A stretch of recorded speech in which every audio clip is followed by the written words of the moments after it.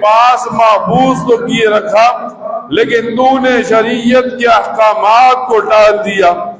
آج جب ہم اس دور میں پہنچے اور ہمارے پاس مال بھی ہے تو اب زکوٰۃ دینے کی باری آئی، تو زکوٰۃ دینے وقت ایک مسلمان کے سامنے یہ اصول ہو، زکوٰۃ ہمیشہ نیک آدمی کو دو، زکوٰۃ ہمیشہ نمازی کو دو، زکوٰۃ ہمیشہ شریعت کے پابند انسان کو دو۔ ایک آدمی دیکھتا ہے کہ ایک مسلمان صاف کپڑوں میں آ کر مسجد میں نماز پڑھتا ہے، ایک آدمی گلی میں بے نمازی گندے کپڑوں میں نماز چھوڑ کر پھر رہا ہے۔ اب اگر اس نے نمازی نیک متقی کو زکوٰۃ دی، اس کی زکوٰۃ ملنے کے بعد یہ آدمی جتنی نمازیں پڑھے گا، جتنی نیکیاں کرے گا، زکوٰۃ دینے والے کو بھی ثواب ملے گا۔ پھر فرمایا جب آدمی زکوٰۃ دے تو زکوٰۃ اس آدمی کو دی جو سوال نہ کرتا ہو۔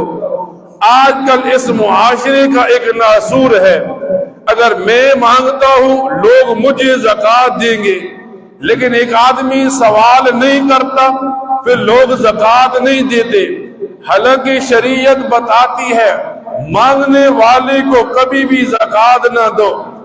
اس وجہ سے اس معاشرے میں مانگنا ایک ناصور بن گیا، سوال کرنا ایک پیشہ بن گیا، لوگوں کے سامنے رونا ایک فن بن گیا۔ اب ایک آدمی یوں ہوتا ہے، مالدار ہوتا ہے، اس پر زکوٰۃ دینا فرض ہوتی ہے، اور وہ لوگوں سے مال زکوٰۃ مانگ کر اکٹھا کر رہا ہوتا ہے۔ تو شریعت مطالعہ بتاتی ہے ایک تو نیک آدمی کو زکوٰۃ دینی ہے، ایک اس آدمی کو زکوٰۃ دینی ہے جس کے گھر والے عیالدار ہوں اور وہ آدمی اپنے گھر والوں کو حلال کھلانے کی کوشش کرتا ہو۔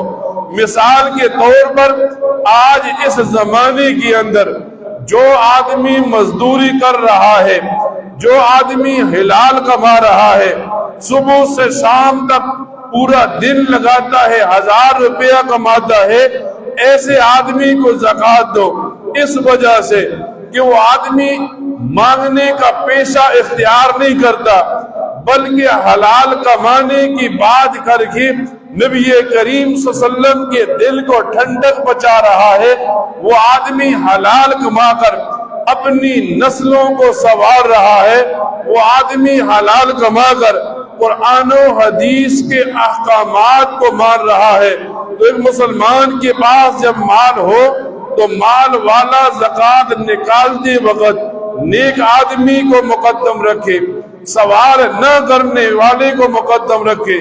بعض دفعہ ایسا ہوتا ہے آدمی زکوٰۃ دے دیتا ہے، سامنے والا سوال کرنے والا مالدار ہوتا ہے۔